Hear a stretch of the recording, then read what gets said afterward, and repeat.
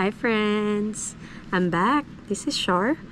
Before anything else, just wants to clarify, I'm not an immigration attorney. This video is based on my personal experience and is intended for informational purposes only. For legal advice specific to your case, please consult a licensed immigration attorney.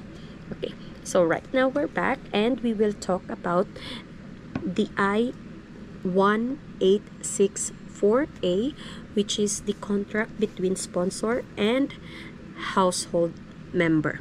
Okay, how I filled out my I-864A. It's not a lot. It's just 8 pages. But before we filled out the I-864A, make sure the one on your I-864, there is an options right there that's stating that you are using the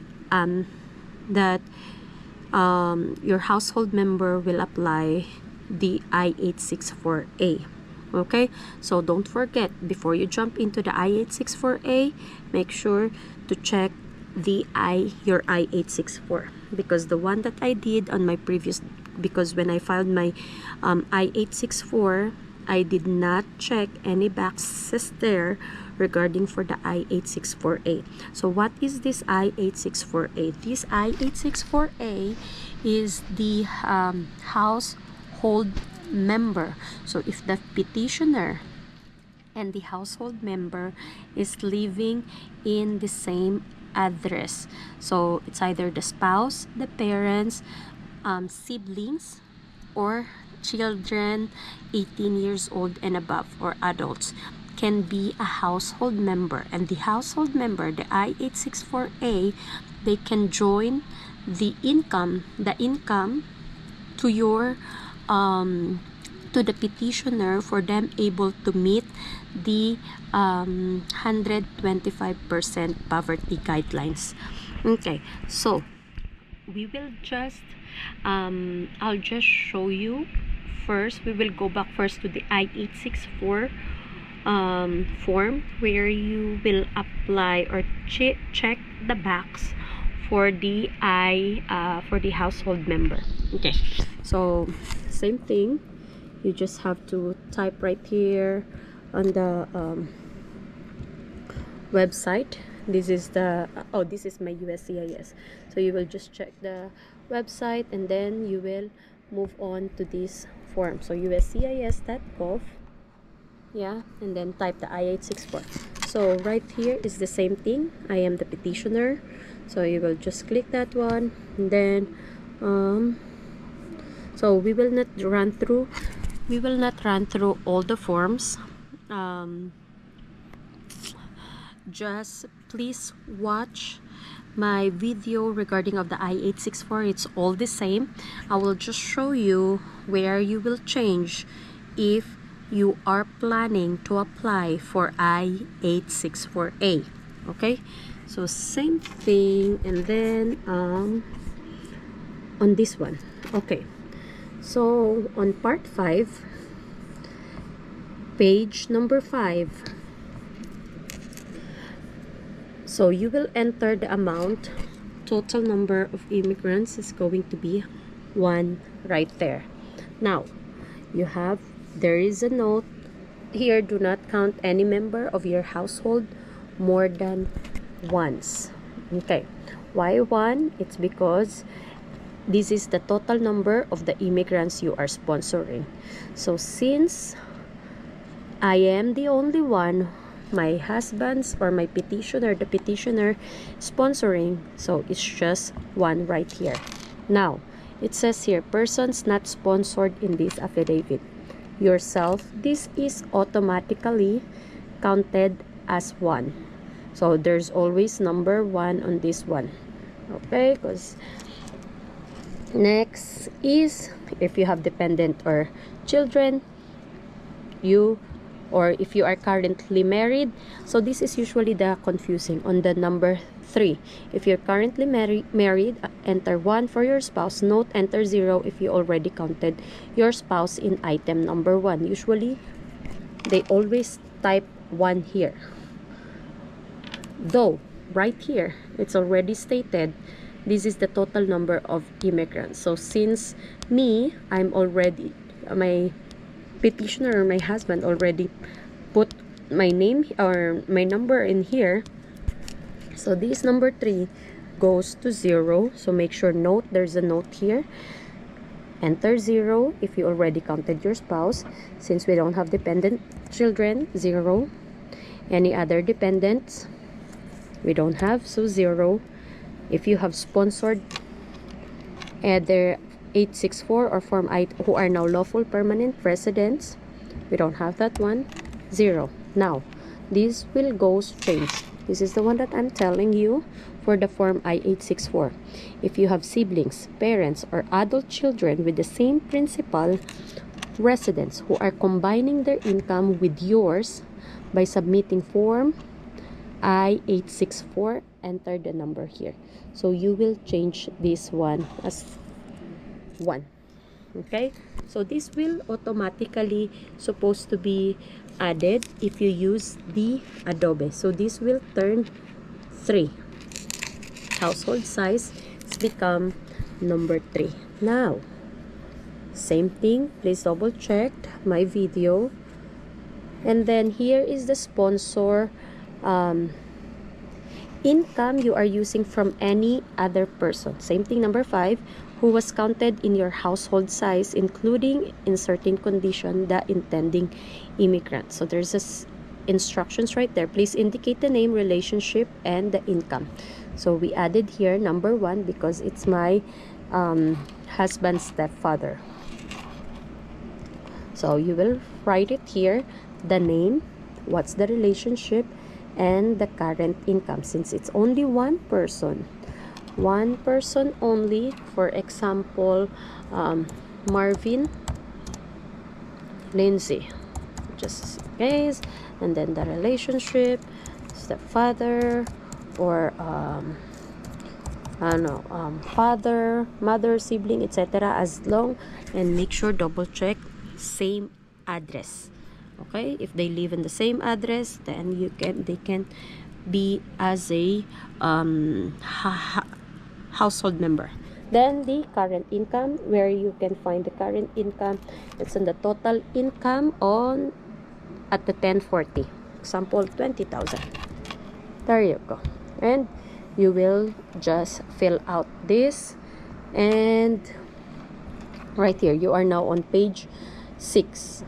We are now on the page 6, my current annual household income, and then the people listed item 8 to 11 have completed form I am filing along with this affidavit all necessary form I-864 completed by these people. So you will just check that mark. Okay, and yeah, so I hope that you guys follow that up. So that's the only pretty much the changes. So for this one, the total lines, if you use the Adobe, it will automatically added. For example, here we put the 20,000, and then the other one, the total income here of the petitioner is 30,000. Then in Adobe, it will automatically on number 12, the remarks will put the will add up. So for filing the I-864 and the I-864A, make sure that you guys are using Adobe, because if you are not using Adobe like what I am doing, it's not gonna automatically, like here, it's not adding. It's supposed to be 1, 2, and 3. This must be 3, and I'm trying to delete and it's not working. So Adobe, just download the Adobe and it will help you. It will automatically. I do not use this form right away, or do not type in here, because it's not gonna add up all the numbers. Okay, now we will move on to I-864A. So please watch my video all about the I-864. So those my viewers who are not Filipinos, because most of the videos that I posted was in Tagalog, please comment down below, and then I will we will run through again all the applications and how to fill out the form in English. If you guys wants me to do it in the English, because everything that I did, it was Tagalog. Okay, now we move on to the I-864A. So once again, search, go to the USCIS.gov, type the 864A and this one, and then it will come up right here. I-864A, contract between sponsor and household member, which I already explained it to you that the household member should be living the same address together with the petitioner. So the forms must be, edition date is 10/17. So you will just click this one, and then it will goes right here. So this is the expiration, 10/31, and this is the edition date, the bottom of the page, 10/17/24, and there is no barcode. Oops, that's weird.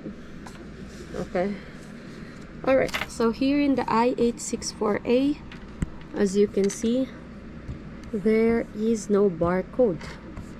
All right, so never mind about the barcode, because I explained in some other forms there is a barcode that you should not make sure that's always visible. Okay, now I have my I-864A, so while I'm checking you guys, while I'm showing to you in the video, I'm also checking my form. Okay, so now we move on, but before that, before to fill out the form, let's just run through everything what's on the here in the I-864. So there is an instructions here, you just click. So if you will click that I-864, everything here, what's the purpose, so you can follow this, everything, your questions, everything is in here. So what is a sponsor? A sponsor can be one of the following: petitioning relative, a relative with a significant ownership interest in the petitioning entity, a substitute in the case of a deceased petitioner, or another person accepting joint and several liability with the sponsor, or another accepting joint and several liability with the sponsor, and someone who completes and files Form I-864 on behalf of an intending immigrant. A sponsor must be an individual and may not be an enterprise, a business, or any other type of organization. It says here, who may be considered a household member for purpose of I-864A.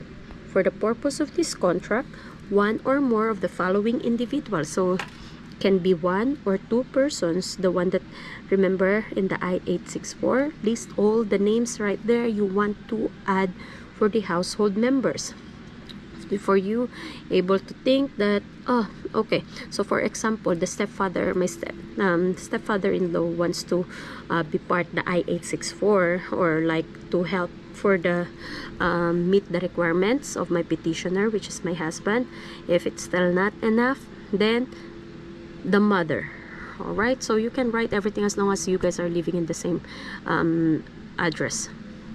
May sign the is at least 18 years old of age, so make sure it's 18 years old and above. The intending immigrant, if the sponsor seeks to rely on the intending immigrant's continuing income to establish the sponsor's ability to support the intending immigrant's spouse or children. Okay, the spouse of the sponsor can be, so for example, me, I can add my income to my husband. However, mine is very tricky, though I have income with me because I am a seafarer, and the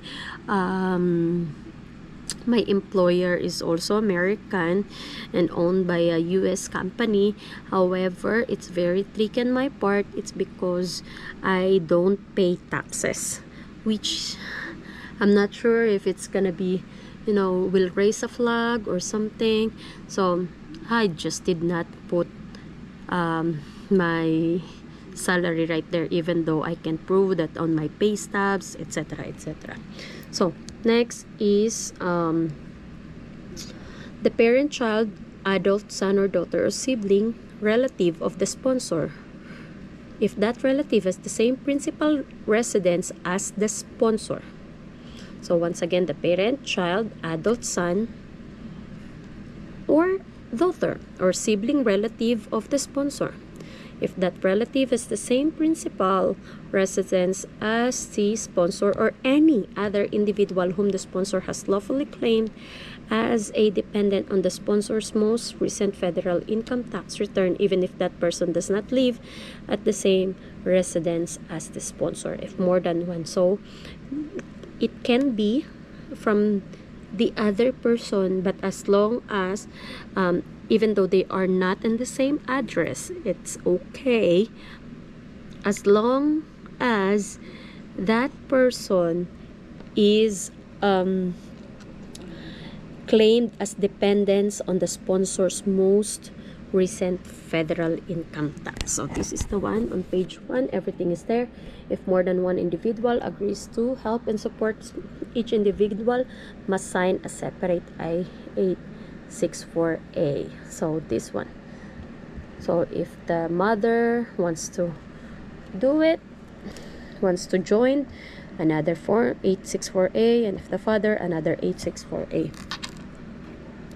So how can the intending immigrant be considered a household member?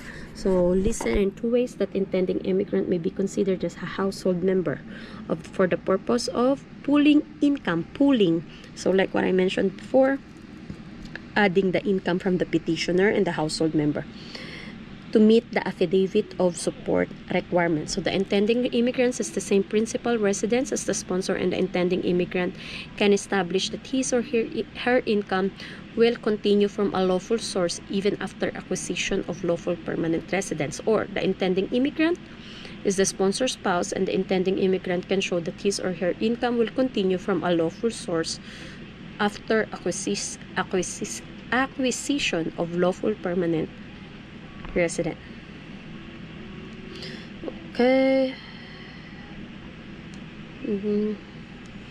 And basically that's it. If the intending immigrant is a household member, must he or she complete this contract? If you are intending immigrant, the sponsor is excluding your income for I-8. To meet the eligibility, you need to complete this contract only if you have accompanying dependents. If you are intending immigrant, so general instructions, biometric service appointment for the interview. Then note how to complete. It must be black ink, type or print. Answer all the questions, mailing address, and these are like telling you how to fill out. And you must submit all evidence requested in these instructions. If you fail to submit, so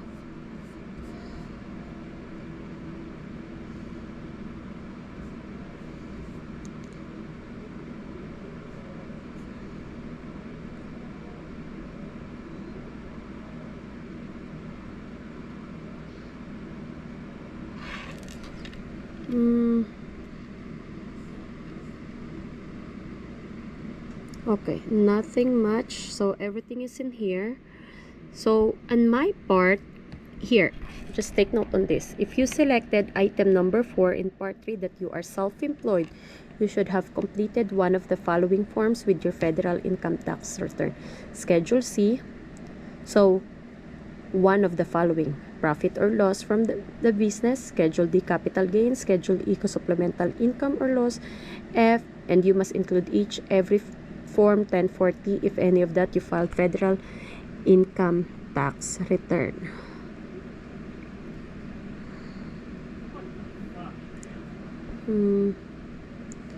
Item, select the box for the income, most recent, and then assets. If they want to do the assets, only assets can be converted in cash. And then blah blah blah blah blah blah. Then where to file. You must submit all evidence. These instructions with your, if you fail to submit required evidence, reject or deny your contract.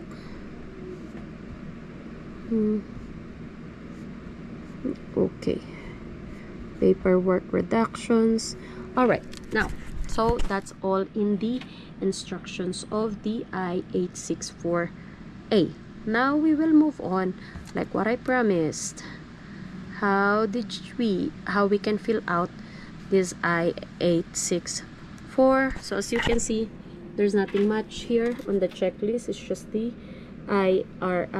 the transcript, or usually the IRS, transcript of copy of federal income tax return, and these are all the related links. The related links here is these poverty guidelines.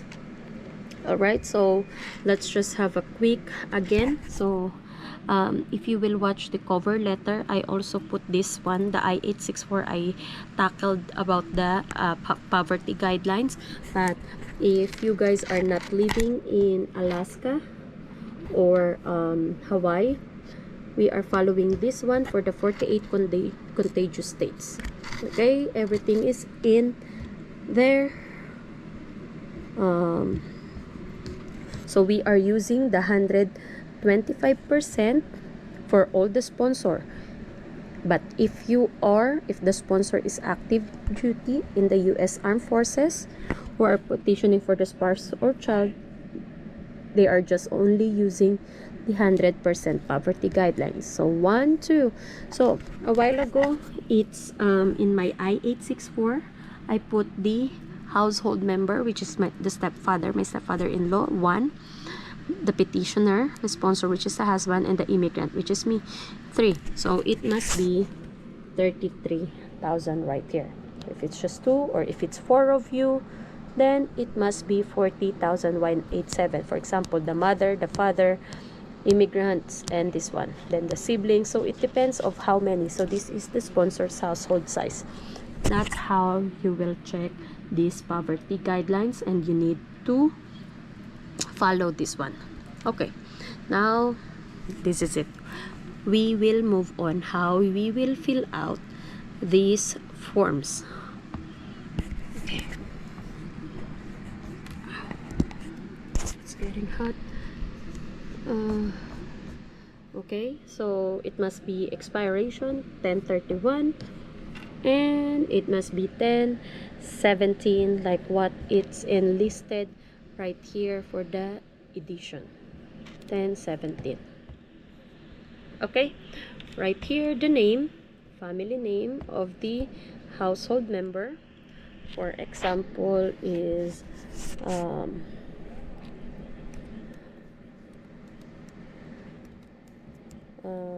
Joe Marvin. Given name, yeah, Marvin. Okay, next, mailing address. What is the address? So etc, etc. Yeah, just put right there, and then the number, city of town, then the state. Very so for example, states, Kentucky. Then the zip code, don't forget. The country right here, USA. Is your current mailing address is the same as your physical address? Yes. If it's not, then put no. Don't put two yes and no. Then write it here if it's no. If it's not, then just yes, and then leave this one blank. Move on to second number, information about you, the household member. Okay, so that one, it must be write the date of birth, month, day, year, country of birth, USA, and then the social security number, don't forget, alien registration number if any, and so usually this one, leave it blank if they don't have any. Now here, this is the question in part 2. You're not the I am the intending immigrant, also the sponsor spouse, blah blah blah. So you will write, click here 3, I am not, and it's bold.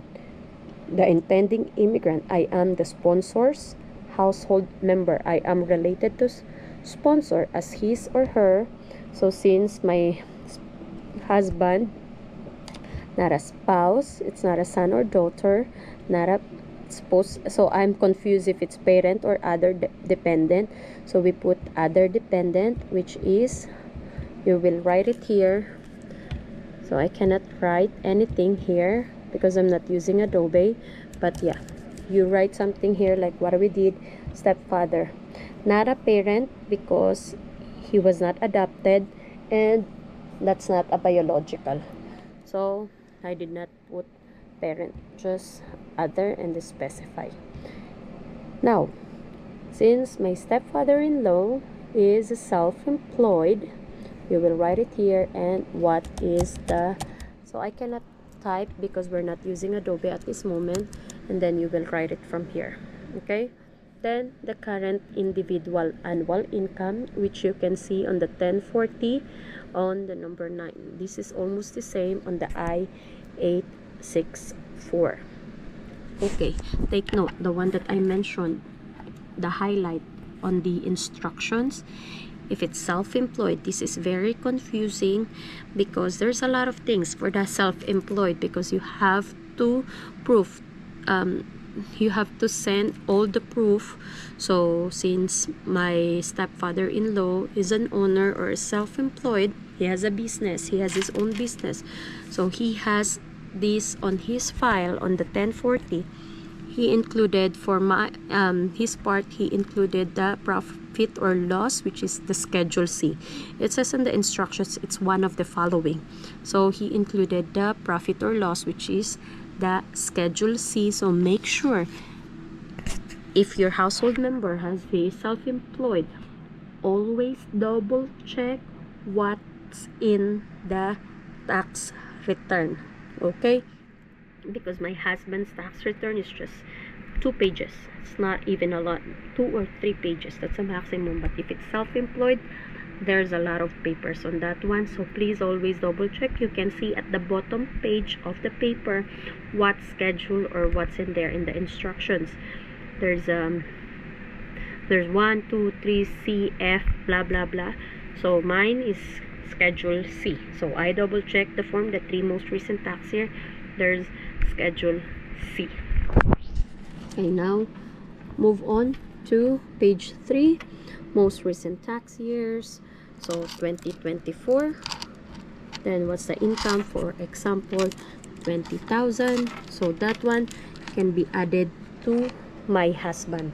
Like for example, for my husband's is 23,000, 30,000. So blah most, then 23, just example, and the third most recent 2022 example.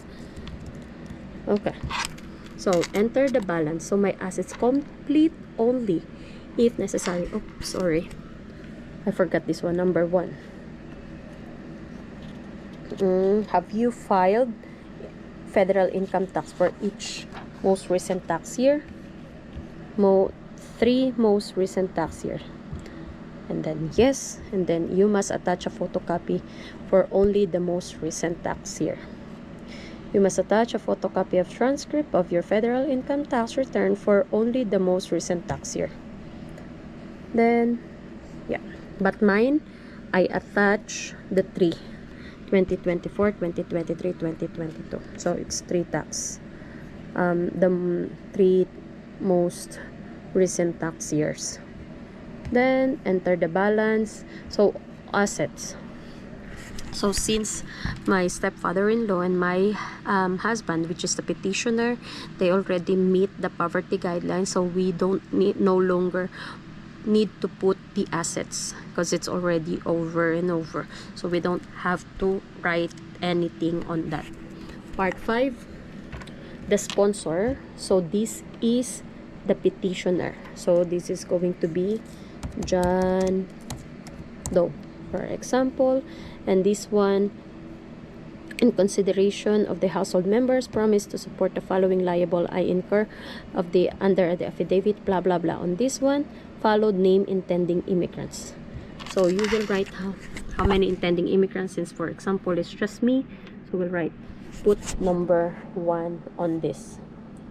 Okay, and then intending immigrant number 1, this is all related to the immigrant. For example, it's Doe, then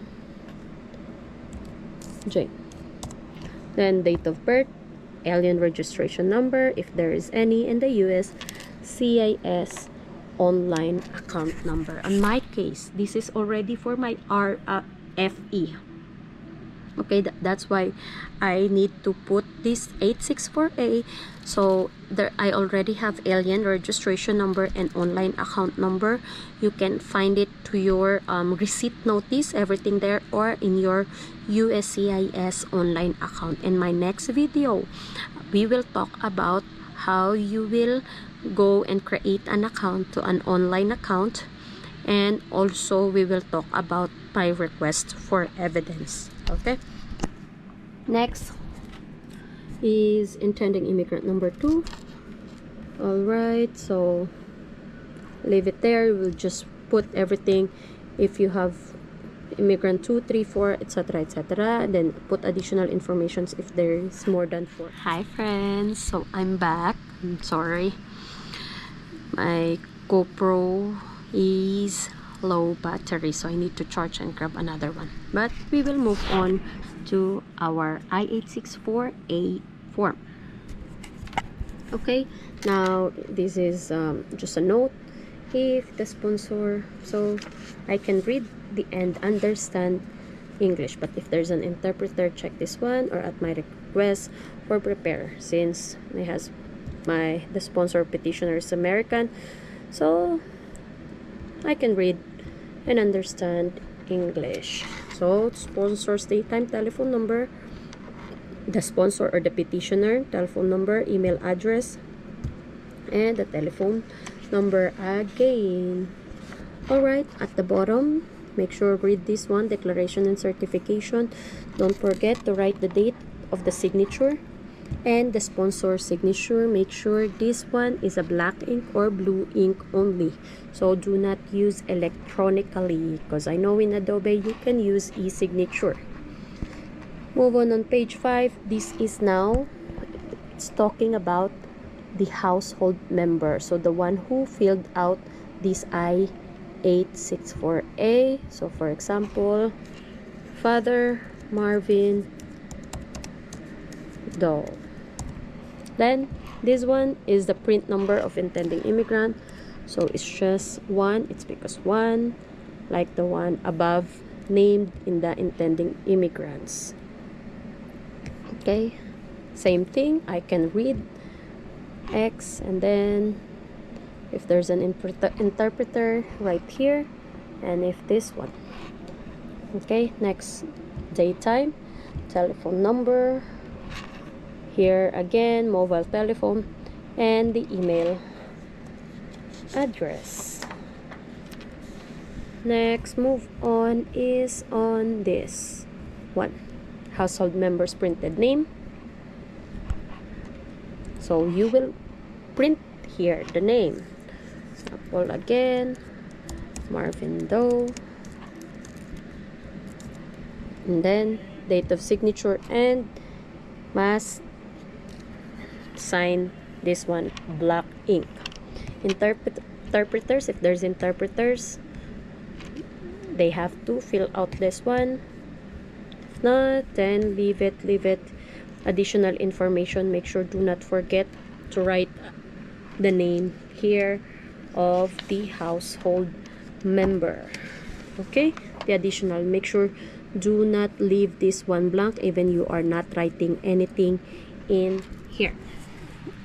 All right, that's all for the I-864A. Hope you guys learned. And once again, please check all the videos that I posted, And if you have any questions, please comment down below, and I will try my best. I will do my best to answer all the questions, and if you need help, I'm here. And yeah, if you guys, so some of my videos is in Tagalog, so let me know if you want me to make a video in English. And then yeah, I still have less subscribers, so please subscribe to my channel and don't forget to hit the like button. Thank you so much. Bye.